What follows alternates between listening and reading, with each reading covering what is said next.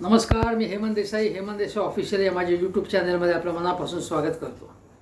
मित्रांनो, सध्या एकच शब्द फार मोठ्या प्रमाणावरती पॉप्युलर झाला आहे, म्हणजे राजकारणामध्ये. सुपारी दिली, सुपारी घेतली, उठ दुपारी घे सुपारी, हे शब्द वारंवार ऐकू येतात. तुम्ही जुने मराठी चित्रपट बघितले, तमाशा चित्रपट, तेव्हा तिथे जो लोकनाट्याचा किंवा तमाशाचा कार्यक्रम करणाऱ्या ज्या कलावती असत, त्यांना सुपारी दिली जायची. म्हणजे तुम्ही आमच्या गावात या कार्यक्रमाची तुम्हाला सुपारी देतो आहे आणि तमाशाची बारी आमच्या गावात लावा. निळू फुले, चंद्रकांत मांढरे, सूर्यकांत, राजशेखर हे सगळे नट, अरुण सरनाईक या चित्रपटात असायचे.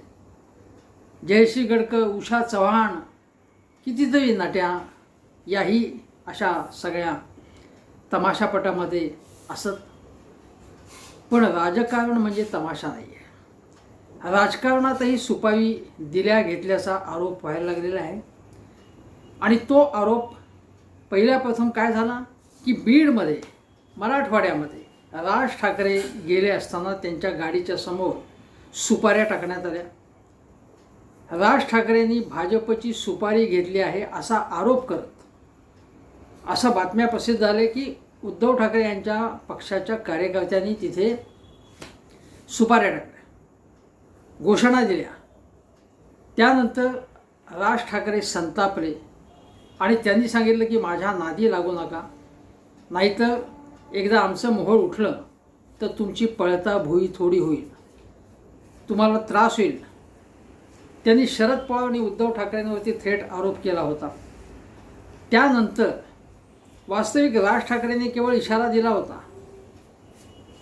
आमचे कार्यकर्ते भडकले किंवा मी आदेश दिल्यानंतर कार्यकर्ते किंवा माझ्यावरती जर काही हल्ला झाला, माझ्या मार्गात बाधा आली तर काही होऊ शकतं असं म्हणाले. पण त्याची चुणूक लगेच पाहायला मिळेल असं वाटलं नव्हतं. ठाण्याला उद्धव ठाकरे यांच्या सभेच्या ठिकाणी सभेला ते जात असताना दगड शेण काही फेकण्यात आलं आणि मग त्या संबंधात गुन्हेसुद्धा नोंदवण्यात आलेले आहेत. आता हे काय नुसते गुन्हे नोंदवण्यात येतात, त्याच्यापुढे काहीच होणार नाही हे स्पष्ट आहे. हे झाल्यानंतर राज ठाकरे यांनी मात्र सांगितलं आपल्या कार्यकर्त्यांना आणि सगळ्यांना सांगितलं की म्हणजे थोडक्यामध्ये आता हे थांबणार आहे. मोठ्या बड्या नेत्यांवरती कार्यकर्त्यांनी, मनसेच्या लोकांनी सुद्धा काही बोलू नये, म्हणजे वाटेल त्या शब्दामध्ये बोलू नये आणि त्यांनी आमच्यावरती बोलू नये, अशा प्रकारचं ते आवाहन होतं. आणि त्यांनी एक प्रकारे आपलं आंदोलन थांबवण्यात आल्याचं सांगितलं. त्या अगोदर संजय राऊत काय म्हणाले होते हे आपण बघू. आणि त्याच्याही अगोदर मी तुम्हाला सांगतो की एकनाथ शिंदे काय म्हणाले. एकनाथ शिंदे यांना भेटायला राज ठाकरे अलीकडेच गेले होते. एकनाथ शिंदे त्यांच्याकडे येतात, राज ठाकरे त्यांच्याकडे जातात. त्यांचे चांगले संबंध आहेत, जुने संबंध आहेत त्यांचे. पण एकनाथ शिंदे हे आज महाराष्ट्राचे मुख्यमंत्री आहेत. ते काय म्हणाले की क्रिया असेल तर त्याला प्रतिक्रिया येणारच. म्हणजे उद्धव ठाकरेंच्या पक्षाच्या कार्यकर्त्यांनी तिथे जर काही गोंधळ घातला असेल राज ठाकरेंच्या ताफ्यासमोर किंवा ते जिथे होते त्या ठिकाणी, तर त्याची प्रतिक्रिया उमटणार. आता घटनात्मक पदावरती मुख्यमंत्री शिंदे बसलेले आहेत. त्यांना अशा प्रकारचं वक्तव्य शोभादायक नाही. कुठल्याही त्यांच्याही पक्षाच्या कार्यकर्त्यांनी जर काही बेकायदेशीर प्रकार केला असेल तर त्याचं त्यांनी समर्थन करता कामा नये, करता येत नाही. तसं क्रियेला प्रतिक्रिया म्हणजे काय, ही गुजरात दंगलीची जी भाषा होती, परिभाषा, ॲक्शनला रिॲक्शन येणार, ही मोदीजींची भाषा होती. ही अमित शहांची भाषा होती. म्हणजेच अहमद शाह अब्दालीचा नवा अवतार अमित शहा यांची भाषा होती. तीच भाषा आत्मसात केली आहे एकनाथ शिंदे. पण त्यांना यापुढे तरी पथ्य पाळगायला लागेल जोपर्यंत ते मुख्यमंत्री आहेत तोपर्यंत, की अशा गोष्टीचं अप्रत्यक्ष समर्थनही करणं चुकीचं आहे. पॉलिटिकल त्यांनी कमेंट करता दिसते ना, त्यांना राज ठाकरेंना समर्थन द्यायचं आहे ना, उद्धव ठाकरेंवर टीका करायची, जरूर टीका करा, पण क्रिया प्रतिक्रिया ही भाषा मुळात चुकीची आहे. हे मी तुम्हाला स्पष्टपणे सांगतो. कोणीही ती भाषा केली, अगदी काँग्रेस राष्ट्रवादीच्या लोकांनी केली तरी सुद्धा मी त्याच्यावर टीका केली, हे लक्षात ठेवा. आता संजय राऊत काय म्हणाले होते बघा. संजय राऊत असं म्हणाले की बीडमधील घटनेशी आमचा संबंध नाही असे आम्ही तुम्हाला सांगितले होते. म्हणजे ती तो ज्यांनी कोणी केलं त्यांनी ते व्यक्तिगतरित्या केलं होतं. राज ठाकरे असं म्हणाले की जरांगेंच्या खांद्यावर बंदूक ठेवून तुम्ही शरद पवार ठाकरे सेना हे अशा प्रकारचं माझ्या विरोधात काही कृत्य करतायत. त्यांची हिंमत नाही की स्वतःच्या नावाची करायची. पण त्याचवेळी ते असं म्हणाले की शिवसेनेचा तो काय जिल्हाध्यक्ष काय होता तो त्यामध्ये होता. पण संजय राऊतांनी सांगितलं की तो मराठा समाज असं असेल, मला माहीत नाही काय असेल, पण तो त्या मराठा आंदोलनाचा एक भाग म्हणून तिथे गेला होता किंवा त्याच्याबरोबर अन्य लोक गेले होते, त्याचा आमच्याशी काही संबंध नाही असं अधिकृतपणे संजय राऊतांनी स्पष्ट केलं. त्यांनी त्या गोष्टीचं समर्थन कुठेही केलं नाही संजय राऊतांनी, हे लक्षात घ्या. संजय राऊत हे खरं तर कॉन्स्टिट्यूशनल पोझिशनवर नाही आहेत, पण ते असं म्हणाले आणि ते असं म्हणाले की पण तरी तुम्ही आम्हाला कसले आव्हान देता. मी सांगितलं आहे तुम्हाला की बीडमधल्या घटनेशी आमचा संबंध नाही, तरी तुम्ही म्हणजे राज ठाकरे तुम्ही आम्हाला कसली आव्हानं देताय. आम्ही अधिकृतपणे सांगितलं होतं की त्यांचा संबंध नाही. तुम्ही एकमेकांचं समर्थन करताय, चोर चोराचं समर्थन करताय, पण काही हरकत नाही. आम्हाला महाराष्ट्रात मराठी माणसांमध्ये भांडणं लावायची नाही आणि जर कोणी लावत असेल तर ते आम्हाला मान्य नाही. संजय राऊतांचं हे विधान माझ्या दृष्टीने सगळ्यात महत्त्वाचं आहे. त्यांनी एक प्रकारे राज ठाकरेंना असं सुचवलं आहे की तुम्ही आणि आम्ही हे ते आपल्यामध्ये भांडणं लावताय आणि मराठी माणसाचा स्वाभिमान अस्मिता जर जपायचं असेल तर आपण एकमेकाशी भांडता कामा नये. एकत्र आलो नाही तर ठीक आहे, पण भांडता तरी कामा नये असं ते म्हणतात, सुचवतायत एक प्रकारे संजय राऊत. आणि याच्याकडे कोणाचं लक्ष वेधलं गेलं की नाही मला माहिती. म्हणजे संजय राऊत असं म्हणाले, काय म्हणाले ते लक्षात घ्या. आम्हाला महाराष्ट्रात मराठी माणसांमध्ये भांडणं लावायची नाहीत आणि अहमद शाह अब्दाली म्हणजे अमित शहा असेल किंवा मोदीजी असतील ते आपल्यामध्ये भांडणं लावत आहेत. म्हणजे शरद पवारांचे पक्ष फोडला त्यांनी, शिवसेना फोडली आणि शिवाय राज ठाकरे किंवा मनसेला आपल्या जवळ ओढण्याचा प्रयत्न आणि उद्धव ठाकरेंच्या विरोधात त्यांना उभं करण्याचा एक प्रकारे त्यांच्यात लावून देण्याचा प्रयत्न अमित शहांच्या प्रयत्नाने होतोय असं कदाचित संजय राऊतांना म्हणायचं. अमित शहा आणि राज ठाकरेंची भेट झाली होती हे माहिती होतं. लोकसभेमध्ये राज ठाकरेंनी बिनशर्त पाठिंबाही दिला होता. तो त्यांचा अधिकार आहे, ते काही करू शकतात, कुठलाही निर्णय घेऊ शकतात, त्यांचा स्वतंत्र पक्ष आहे. पण काय म्हणाले संजय राऊत, जो महाराष्ट्राची लूट करतोय, मराठी अस्मिता पायाखाली तुडवतोय त्याला आव्हान द्या. हिंमत असेल तर महाराष्ट्र लुटणाऱ्या अहमद शाह अब्दाली आणि त्याच्या सुपारी गँगला आव्हान द्या. तिकडे शेपट्या घालण्याचं काम करता, आम्ही हे बघून घेऊ असं ते म्हणाले. म्हणजे असं त्यांचं म्हणणं आहे की तुम्ही अमित शहा असतील किंवा भाजप असतील आणि ते असंही म्हणतात की ईडीच्या पुढे घाबरून तुम्ही शेपट्या घालता, म्हणजे त्या अशी टीकाही केली त्यांनी राज ठाकरेंवरती. पण राज ठाकरेंना त्यांनी आवाहन केले की तुम्ही अमित शहांनाच आव्हान दिलं पाहिजे. तुम्ही कारण शहा आणि मोदी हे राजकीय नकाशावरनं नष्ट झाले पाहिजेत, त्यांना बाद केलं पाहिजे असं राज ठाकरे म्हणाले होते 2019 साली. तेच राज ठाकरे आज तशी भाषा करत नाहीत. उलट विधानसभा निवडणुकांमध्ये 200-250 जागा लढवून सत्तेत जाण्याची भाषा करतात.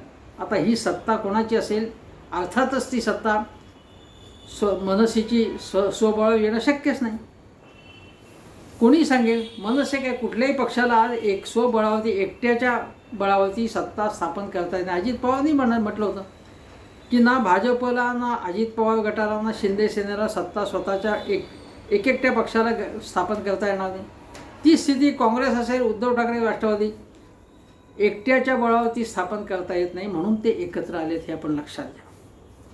आणि संजय राऊत काय आवाहन करतायत की महाराष्ट्राच्या स्वाभिमानाचा आणि अस्मितेचा हा प्रश्न आहे. दिल्लीची दादागिरी चालू आहे, प्रकल्प पळवले जात आहेत, तरुणांच्या नोकऱ्या हिरावून घेतल्या जात आहेत महाराष्ट्रातल्या, महाराष्ट्राला गुलाम बनवलं जातं आहे. मुंबई ही धनदांडग्यांच्या स्वाधीन केली जाते आहे, अदानीच्या.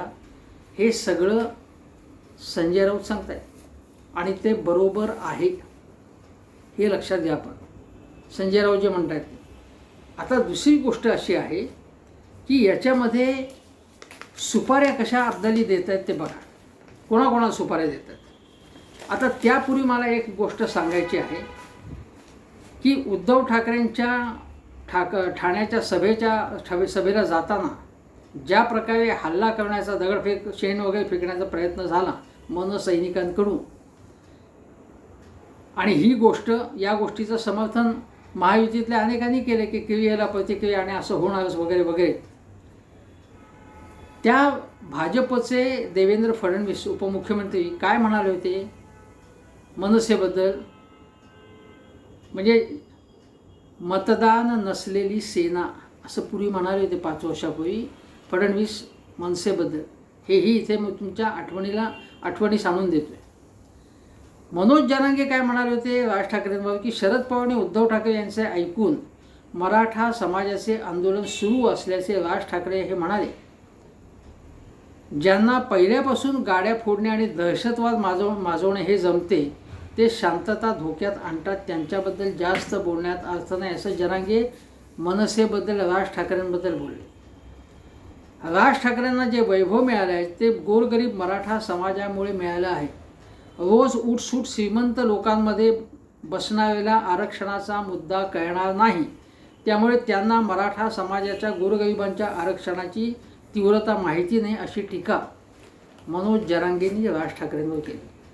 एवढं होऊन सुद्धा राज ठाकरे मात्र पत्रकार परिषदेत काय म्हणाले की त्यांच्या खांद्यावर बंदूक ठेवून शरद पवार आणि उद्धव ठाकरे मनसेवरती अटॅक करतात, राज ठाकरेंवरती टीका करतात.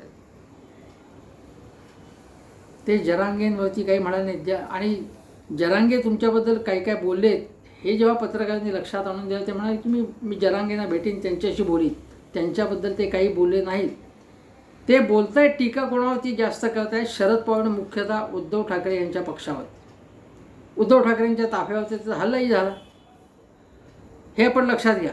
जरांगेंनी जी क्रिया केली, टीका केली, म्हणजे टीकेची क्रिया केली, त्याला प्रतिक्रिया दिली नाही हे लक्षात घ्या. म्हणजे मनसेनी जरांगे पाटलांबद्दल, जरांगेने प्रचंड टीका केली राज ठाकरे, त्यांच्याबद्दल ते काही बोलले नाही.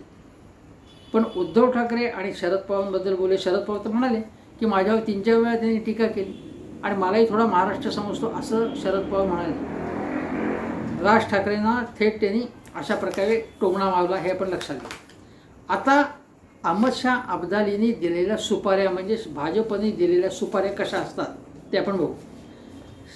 आज संजय राऊतांनी अतिशय उत्तमपणे सांगितलं पत्रकार परिषदेमध्ये, याबद्दल त्यांचं अभिनंदन करावं लागेल. अतिशय पुराव्यानिशी त्यांनी दाखवून दिलं की वक्फ बोर्डाच्या प्रश्नाच्या वरून जे आता विधेयक आणलं जाते त्याबद्दल उद्धव ठाकरेंची काय भूमिका आहे. म्हणून मातोश्रीमध्ये छाती पिटून जे आंदोलन झालं, 10, 12, 15 लोक होते, कोणीच नव्हते, पण लगेच TV कॅमेऱ्यांच्या बोलवून ते दाखवण्यात आलं, सगळीकडे हायलाईट करण्यात आलं.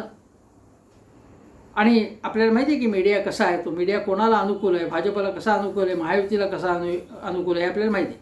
ठळकपणे दाखवलं. राऊतांनी दाखवून दिलं, फोटो दाखवून, की हे सगळे एकनाथ शिंदेंनी पदरी बाळगलेले लोक होते. हे शिंदेंच्या बरोबरचे फोटोग्राफ्स त्यांनी दाखवले, सगळे पुराव्यादिवशी दाखवून दिला. अनेक फोटो दाखवले, मी एक नाही अनेक फोटो दाखवले. आणि हे मुसलमानांचे काही, जे कोणी मुसलमानांचे नेते म्हणून असे कोणीच नव्हते, ते सगळे असे गोळा केलेले, घोषणा देण्यासाठी गोळा केलेले होते.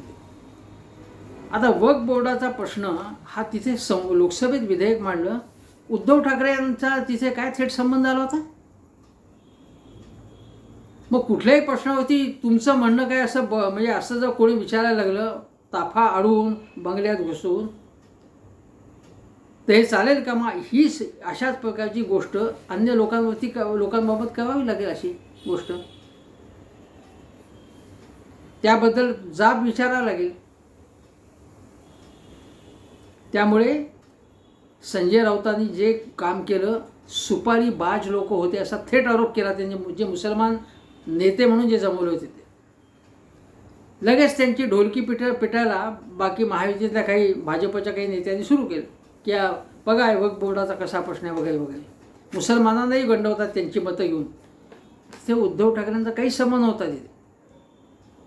आणि राऊतांनी सांगितलं की अजून त्याची चर्चा व्हायची सगळी. कमिटी पुढे गेलेले, संस्थेच्या एका समितीपुढे ते विचारार्थ गेलेले ते. त्यामुळे केवळ पॉलिटिकली अडचणीत आणणं. ज्याप्रमाणे मराठा आरक्षणाबद्दल सत्ताधारी पक्षाने आपली भूमिका स्पष्ट करून जो काही निर्णय घ्यायचा तो घ्यायचा आणि ते मराठा आरक्षण दिले. मग तुमची काय भूमिका आहे तुम्ही स्पष्ट करा म्हणून त्यांच्या बंगल्यावरती मोर्चे न्यायचा प्रयत्न.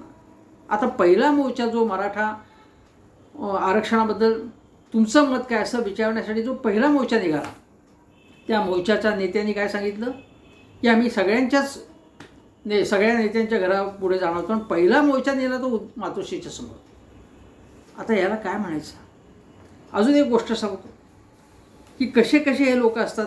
म्हणजे नवनीत राणा हनुमान चालिसाचा प्रश्न त्यांनी हाती घेतला. उद्धव ठाकरेंच्या विरोधात सगळं आंदोलन, तथाकथित आंदोलन केलं. सगळे बोगस आंदोलन होतं ते. आणि केवळ त्यासाठी त्यांना तिकीट देण्यात आलं. पराभूत झाले त्या अतिशय चांगली गोष्ट घडली, कारण मतदार सुजाण आहे. बोगस माणसं कोण आहेत हे त्यांना कळतं. त्याचप्रमाणे बघा, एक महाराष्ट्रात एक वकील महाशय, ते वकील महाशय भाजपच्या सोयीचं राजकारण कसं करतात, सोयीने खटले दाखल कसे करतात, केसेस दाखल कसे करतात हे आपल्याला माहिती आहे. गुणी आहेत ते, अतिशय गुणी आहेत. तुम्हाला माहिती आहेत हे. म्हणजे सुपारी कोणाकोणाला भाजप देतं बघा. मी तुम्हाला एक एक गोष्ट सांगतो. आता विशाळ गडावरची अचानकपणे आंदोलन झालं आणि त्या गडाच्या पायथ्याशी जे गाव आहे त्या ठिकाणच्या लोकांची घरं तोडण्यात आली, त्यांना मारझोड करण्यात आली. आणि हे आंदोलन कोणी स्पॉन्सर केलं असेल, कोणी पुरस्कृत केले असेल, कोणी सुपारी दिली असेल. हिंदू मुस्लिम कोण करतं आपल्याकडे, विचार करा तुम्ही. आणि ज्या संभाजी राजेंच्या नेतृत्वाखाली आंदोलन करण्यात आलं, त्यांच्या वडिलांनी वडील अश्रुपुसार विशाळ गडावर गेले. आणि या संभाजी राजेंना खासदारकी भाजपने दिली होती हे लक्षात घ्या. आता अजून एक गोष्ट सांगतो की मध्यंतरी बारस्कर नावाचे एक महाराज मनोज जरांगेंच्या विरोधात एकदम बोलायला लागले होते. कोण हे महाराज आहेत, कोण आहेत ते काहीतरी म्हणे प्रहार संघटनेत होते. बच्चू कडूंनी त्यांना हाकलून लावलं आपल्या पक्षातून आणि एकदम मीडियाने त्यांना उचलून धरलं. आता यांना कोणी सुपारी दिली होती विचार करा. मनोज जरांगेंच्या विरोधात भाजप कशा प्रकारे स्टेटमेंट्स करतोय आपल्याला माहिती आहे. ते एक उदाहरण तुम्हाला सांगेल. आता अनिल देशमुखांनी टीका केल्यानंतर आरोप केले फडणवीसांवर, ताबडतोब सचिन वाझे आणि परमबीर सिंग उगवले. सचिन वाझे तुरुंगात आहेत, पण हॉस्पिटलमध्ये जाता येताना त्यांनी बाईट दिला. कोणालाही असा बाईट देता येत नाही, पण त्यांना ही संधी देण्यात आली. परमबीर सिंगांच्या मुलाखती लगेच झळकवण्यात आल्या. कोणी सुपारी ही दिली आहे विचार करा तुम्ही. दिल्लीमधून कशा चाव्या फिरतात, कसे इशारे केले जातात आणि कसे निर्णय होतात. म्हणजे अहमद शहा अब्दाली आजचा कोणी माहिती आहे आपल्याला. तुम्हाला अमित शहांना उद्देशूनच उद्धव ठाकरे हे म्हणत असतात. दुसरी गोष्ट अशी की बघा, नारायण राणेंनी अचानकपणे मनोज जरांगेंच्या विरोधात बोलायला सुरुवात केली. त्यांना कोणी इशारा केला असेल, कोणी सांगितलं असेल त्यांना. भाजपच्या शीर्षस्थ नेत्यांनी सांगितलं असणार त्यांना. हे म्हणजे सुपारी कशा दिल्या जातात, कशा कोणाकोणाला दिल्या जातात याचा आपण अंदाज बांधू शकतो. अनेक गोष्टी म्हणजे केवळ मनसेच्या म्हणजे राज ठाकरेंच्या ताफ्यावरच्या समोर सुपाऱ्या टाकण्यात आल्या, पण सुपारीचा आरोप केवळ त्यांच्यावर नाही तर इतर अनेकांवरती झालेला आहे. मी तुम्हाला अनेक नावं सांगितली अशी. आता सदाभाऊ खोत शरद पवारांवरती अचानकपणे तुटून पडायला लागतात. कोणी सांगितल्यामुळे ते करत असतील असं. गोपीचंद पडळकर शरद पवारांनी का तुटून पडतात. हे सुपारी आपल्याकडे दिली घेतली, अनेक प्रकारची सुपारी दिली घेतली जाते हे लक्षात घ्या. सुपारी बाज लोक खूप आहेत आपल्याकडे, पण आता मला तुम्हाला सांगायचं तो याच्यातला सगळ्यात महत्त्वाचा भाग तो असा की संजय राऊतांनी सांगितलं काय की आमच्यात मराठी माणसामध्ये भांडणं लावून हे पोळी भाजून घेत आहेत भाजपवाले.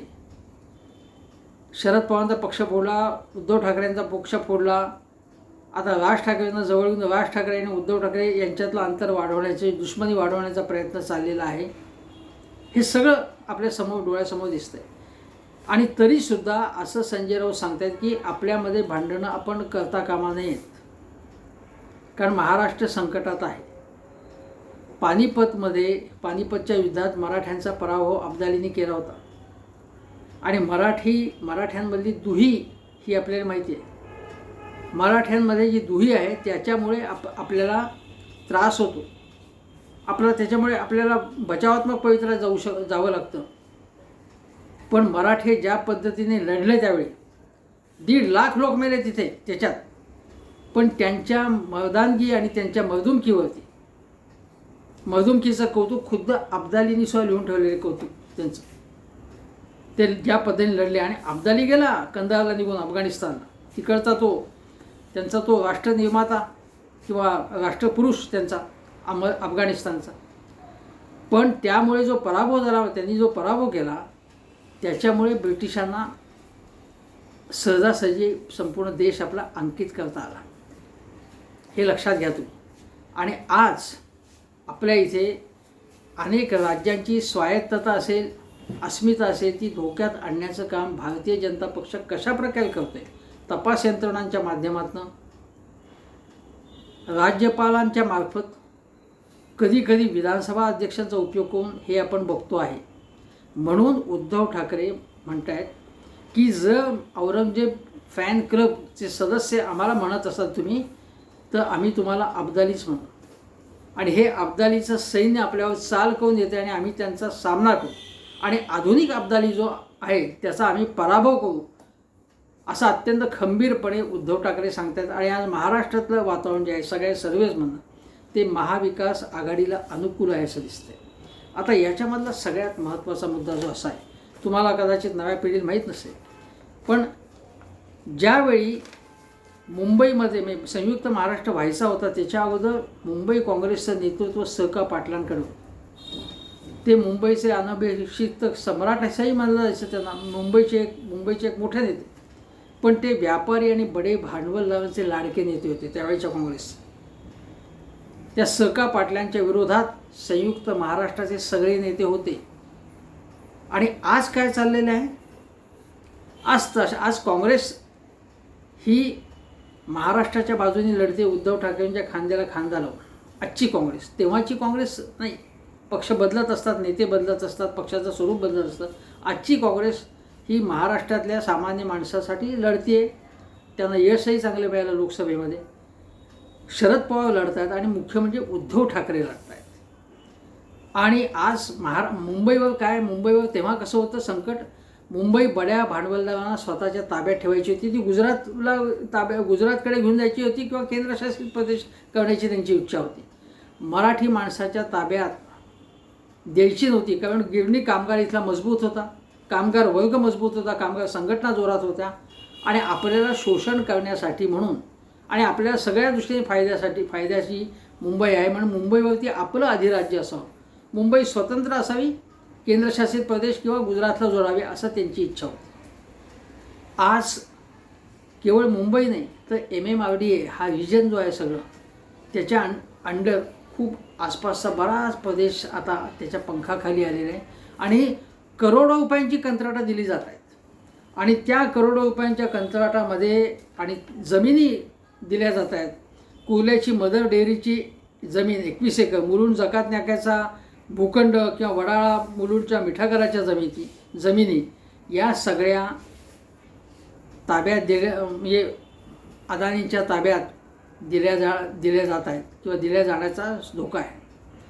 1300 एकर धारावीच्या पुनर्वसनाच्या नावाखाली 1300 एकर भूखंड या भांडवलदारांच्या घशात घालण्याचे उद्योग सुरू झालेले आहेत. आणि पालघर असेल, रायगड असेल, अलिबाग असेल, या सगळ्या इकडच्या आसपासच्या सगळ्या जमिनी या सगळ्या घशात घालण्याचा प्रयत्न चालू आहे भांडवलदारांच्या, आणि म्हणून तो धोका आहे आज. संजय राऊतांनी याच्यावरती हल्लाबोल केलेला आहे, त्याच्याकडे लक्ष वेधलं आहे. उद्धव ठाकरे यांनी सभा घेऊन मोर्चे काढून त्यांना वंशाचे गायकवाड काँग्रेस सगळ्यांची साथ लाभली, पण उद्धव ठाकरेंनी अदानींना भक्कमपणे भिडण्याचं काम केलेलं आहे. ज्या अदानींचे उद्योग आणि सेबीचे त्यांच्याशी असलेले संगनमत हिंडेनबर्ग रिपोर्टने उघडकीस आणलेले ते अदानी, त्या अदानींच्या घशात मुंबईमधले भूखंड, मुंबईतली सगळे महत्त्वाचे भूखंड त्यांच्या घशात घालण्याचा उद्योग चालू आहे. अन्य भांडवलदारांच्या घशात घालण्याचा उद्योग चालू आहे, आणि अनेक जमिनी या ठेकेदारांच्या घशात घालताना कमिशन उकळलं जातं आहे 40-40% असा आरोप केला जातो आहे. हा एकनाथ शिंदे सरकारवर, म्हणजे भांडवलदारांच्या सुपाऱ्या कोण घेत आहे तर महायुती सरकार, शिंदे सरकार, अशी चर्चा आहे सध्या. आणि मुंबईमध्ये मराठी माणसाला पळताना वसवणार अशी घोषणा एकनाथ शिंदेने केली आहे. प्रत्यक्षामध्ये मुंबईमध्ये भांडवलदारांचं, हे ज्या बिल्डरांचं आणि भांडवलदारांचं ठेकेदारांचं राज्य आलं तर इथला मराठी माणूस जो आहे तोही हद्दपार होईल. त्यामुळे ही भांडवलदारांची सुपारी घेतणारं हे सरकार आहे, हे लक्षात ठेवा. आणि आज गोरगरिबांची किंवा झोपडपट्टीवाल्यांची, धारावीकरांची असो किंवा अन्य लोकांची, चाळकरांची जी सगळी लढाई लढत आहेत ते विरोधी पक्ष लढतो आहे, उद्धव ठाकरे लढत आहेत, हे आपण लक्षात ठेवलं पाहिजे. काँग्रेस लढते हे आपण लक्षात ठेवलं पाहिजे. आणि म्हणून अहमद शाह अब्दाली किंवा अमित शहांच्या सुपाऱ्या घेतलेले लोक आणि भांडवलदार यांच्यापासून महाराष्ट्राला वाचवण्याची ही वेळ आहे. मराठी माणसाला वाचवण्याची, जगवण्याची वेळ जवळ आलेली आहे, एवढंच लक्षात ठेवा. आणि आता मी परत एकदा आवाहन करतो, हेमंत देसाई ऑफिशियल हा माझा चॅनल जरूर बघा, शेजारचं बेल आयकॉनचं बटन दाबा. नमस्कार.